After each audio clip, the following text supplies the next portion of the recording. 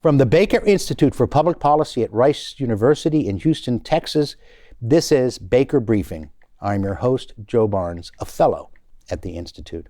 Baker Briefing tackles the most critical foreign and domestic policy issues of the day. Each episode is recorded in front of a live audience at Rice University in Houston, Texas.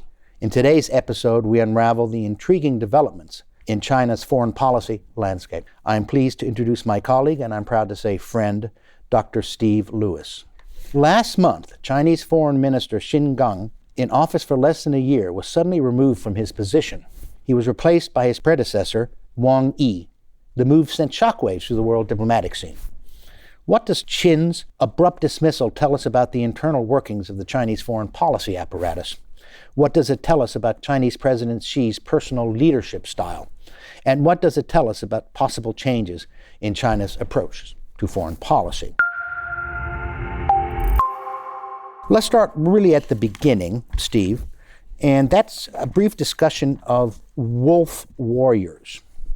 What is a wolf warrior, and was Qin one of them? Qin was definitely one of them, but actually his successor, Wang Yi, who was his predecessor as well, is also one of them. Wolf Warrior refers to a very popular film from the last decade about Chinese special forces units being deployed off the Gulf of Somalia, the Horn of Africa, basically coming to the rescue of Chinese sailors and things like this. And basically what it means is it's about thinking about China as being more kind of aggressive in defending its own self-interest, but unapologetic, and also not so diplomatic. And so the wolf warrior diplomats, and the reason why Qin Gang is thought of it so much is that earlier in his career, he was actually stationed at the embassy in London. And so obviously spent a lot of time with Fleet Street, the UK press, notorious UK press. Then he returned to China and he became kind of the foreign ministry spokesman. And that's when he began to take the tone of being kind of aggressive and replying very hawkish. But he also has a very good command of English. And he also kind of helped start the trend of Chinese ambassadors and diplomats getting on Twitter, which of course is banned in China. And so this is kind of taboo before, to have Chinese diplomats extending themselves and doing this. And so sometimes saying things that were embarrassing to Beijing, but they were said in English. My impression is this wolf warrior approach has alienated a number of countries, both in Far East and elsewhere, right? Undoubtedly so. It's also, however, probably been very popular with the Chinese public. Do you think this transition signals a change in China's foreign policy style? You suggest not. Actually, it probably won't be a change, although I would imagine that if you're a diplomat in China and you've seen one of the chief wolf warrior diplomats being downgraded, this might give you pause. This is also happening in the context of fewer people using Twitter, for example. And so there aren't as many venues for them to act this way. That's part of it. But I would actually argue that, oddly enough, there's a slight advantage to having Wang Yi return, because Wang Yi was an experienced diplomat rising up through the ranks, traditional kind of area studies. In his case, Asian studies, ambassador to Japan, studied abroad. Wang Yi was actually spent a year at Georgetown, for example, like a lot of former diplomats. But the whole time Wang Yi has been foreign minister, slightly above him in the Politburo on the Chinese Communist Party side has been Yang Jiechi, who is a previous generation of somebody who his ties to foreign leaders, knowing them individually, goes back to George Bush and even Secretary Baker in the 70s.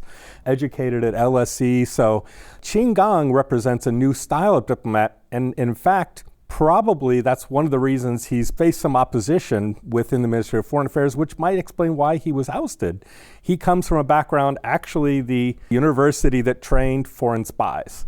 Whereas other diplomats come from the Foreign Affairs College, the traditional kind of online bureaucracy that rises up within. In this case, I think returning to Wang Yi is very much, he's a known commodity. It affords the possibility of kind of a reset, reportedly Chinese leaders are interested in reopening discussions much more than they were last year in the run-up to leadership changes in China.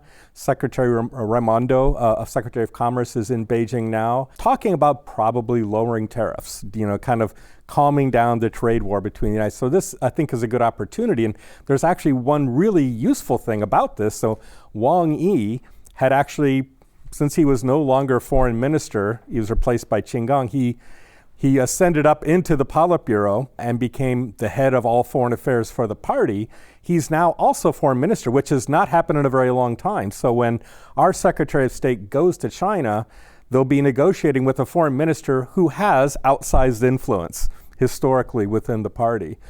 But at the end of the day, of course, it all comes down to Xi Jinping. Yeah, and that's my next question. What does this shocking dismissal of a senior diplomat, what does that tell us about Xi's leadership? Does it tell us anything? Is this just sui generis? Is this just a one-off? Or does it inform us of anything other than Chinese President Xi's caprice? It's possible it's caprice. There are reports that this goes back to a potential affair with a reporter from Hong Kong who was associated with Qin Gang, and that she may have leaked some information. There's reports that this might be linked to other types of national security issues. The way that he's been kind of disappeared suggests that he's violated something within the party. Because if he had violated, a state law or something, he'd be going through the due process. But instead, just like the Chinese head of Interpol a few years ago, who returned to Beijing and then just suddenly disappeared. And he didn't get a public trial for another year or two. So it's very possible that this has happened. What's unusual about this case, though, is that he's retained his member of the state council position, and he's still a member of the Central Committee. So there is some potential for him to be rehabilitated. But I think in overall, what it's basically telling us is that Xi Jinping has had the luxury thus far. He's just started his third term as general secretary, and he's had the party constitution amended to allow him to be leader for life, basically. But so far, these last 10 years, he's been kind of coasting on a whole host of leaders that he didn't pick.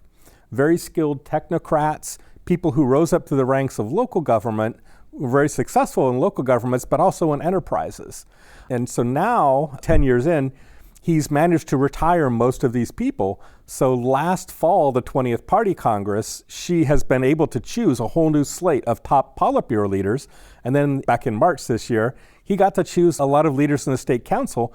Most of these people are not well known to the Chinese public. They're not experienced in enterprises and not necessarily in local governments to the extent the previous generation. Yeah, but how would that play in with Qin's? And so Qin is actually a classic example of that. In addition to maybe being an outsider in the Ministry of Foreign Affairs by coming from the intelligence community, it also was the case that he was helicoptered up. He had very brief experience as ambassador to the U.S., and he came from basically the foreign ministry spokesman, which I would imagine most traditional diplomats in China discount that position very highly, don't consider that a policy-savvy position.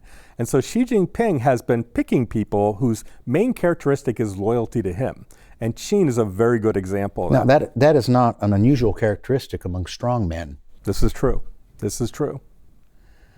And it's a sign of weakness, because at this point in time, there is no successor to Xi Jinping. His predecessors, Xi Jinping's predecessors, if one of them died, they'd just be replaced by another functionary, technocrat, who had risen up the ranks in the bureaucracy or in enterprises. And then they would have very similar, there were factions, but Xi Jinping has eliminated all of the traditional factions. Now, several times you've said enterprises. Now, clarify for the audience what you mean by enterprises. So enterprises, I would be mainly state-owned enterprises.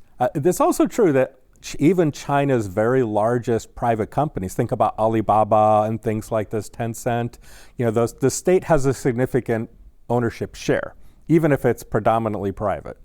Do you see any more personnel changes in the future, or is that just simply, given the nature of the regime in Beijing, simply impossible to know?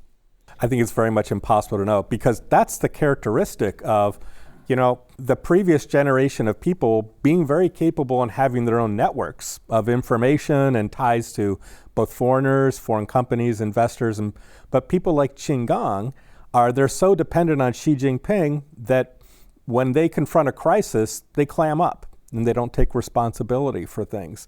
And so I would say that this has just increased the danger of a lack of communication and everything that goes with that. One might say, well, Xi Jinping is increasingly like Putin. Well, that's true to some degree, but in a way, Xi Jinping's position is more precarious because he has an export-driven manufacturing economy in which there's very large stock markets, right? Putin doesn't really have to contend with rumors flying about him being attacked by Prigozhin or something affecting the Russian stock market. It's much smaller. But China actually depends on the stock market, and mainly its domestic one. It also depends on international markets. So far, everybody's been assuming that Xi Jinping is a capable leader and maybe a little autocracy is a good thing. But is that clear? When Xi Jinping has obviously picked some people who somehow have screwed up quite badly. And very recently, there's been some big diplomatic setbacks for China. Italy has walked back and said it doesn't want to be a part of the Belt and Road Initiative. The president of South Korea and the prime minister of Japan were meeting at Camp David. If you're a Chinese leader, this is very disturbing. And in addition to all the domestic economy setbacks. And that's what I was going to ask. Well, it's not on point quite, so let's not belabor a discussion. Mm-hmm. But there are warning signs out there that the Chinese economy may be in trouble right now. Mm-hmm. Briefly, what the heck's going on? So the uncertainty, I think, is a lot of it has to deal with local government debt. And local governments in China have been driving their economy mainly by developing real estate and construction. Those have been the biggest parts of the Chinese economy. And several of the largest real estate companies have been having serious problems. And the problem has been the central government, unlike in 2009, 2010, has shown that it's unwilling to bail them out. And at the same time, it's also been showing that it's unwilling to bail out households. So central government is trying to find ways to cut back, so are the local governments. And meanwhile, Chinese households, they've come out of COVID, but historically, Chinese people are big savers. They are spenders, but they're also apprehensive. So there has been some contraction. I do agree that if we look at like Nicholas Lardy at the Peterson Institute, argues that a lot of the basic and economic fundamentals of China are still there. But if you think about the long-term potential, especially the fact that China's influence in global capital markets is narrowing because there's uncertainty. And when Xi Jinping realizes that if there's like bad news about the economy in China, this could lead to instability. Think, for example, if he disappears and there's rumors that he has heart issues or something like that. Some people could use this to manipulate the Chinese stock market. So Xi Jinping knows this, and so they've cracked down, and they've really cracked down on media and say you can't report bad news. But this doesn't inspire confidence, especially amongst people outside. So Chinese investors are more likely to think about going abroad with their assets, and foreigners are actually looking at other economies these days. And so I would say this is the autocrat's problem, that Putin is also facing. How credible are you? When you're one person, one rule, and the people underneath you were chosen for their loyalty to you more than their ability to stand up and potentially to replace you. So people aren't going to make long-term investments if they think that Xi Jinping may not be around. He's 70 years old.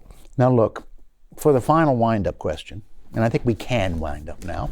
I think we've covered the ground well. Thank you very much, by the way. Mm-hmm. Let's cut to the quick. This is what most of our listeners are tuning in to hear. What effect, if any, will this development have on U.S.-Chinese relations? I would say I think it's a strategic opportunity to use this as a reason for a reset. And President Biden is going to meet Xi, I believe, at the APEC conference, hopefully, if Xi Jinping goes to it. So hopefully they'll be able to have a productive meeting and walk away from that with the idea that, okay, now our lieutenants will be able to talk. And at that, we actually will have Blinken be able to talk to directly the number one person under Xi Jinping doing foreign policy. There won't be this multiple layers effect that we had in the past. So I think there's some potential for an improvement there. Yes, I will note, however, that should President Biden pursue that path, he will be flayed alive by Republicans, as we note from the last debate. This is true. It's also true, I think, that if we were to lower the tariffs between the two countries, this would also help American households and the American economy, although it would also help the Chinese economy too. Yeah, no, I mean, it's just a constant reminder for us who don't live in an autocracy, but live in a democracy, that we're going to have an election. Whatever we say today maybe is subject to revision after November of 2024. True. Well, Steve, I want to thank you. It's always a pleasure to have you on. You're one of the smartest people I know. You have a unique gift for explaining complicated things about a country that's far away and very different from the United States in ways I think that people here in the States can understand and appreciate. Thank you. Very much mutual. Thanks for the opportunity. Baker Briefing is brought to you by the team at Rice University's Baker Institute for Public Policy. This episode was produced by Victoria Jupp and Shannon Moriarty. AV production was conducted by Kevin Young. The Baker Institute for Public Policy provides meaningful policy analysis on the most critical challenges facing Texas, the United States, and the world. It is a nonprofit, nonpartisan policy research organization based at Rice University in Houston, Texas. To learn more, including how you can attend a live podcast recording, visit us at bakerinstitute.org. Thank you for listening.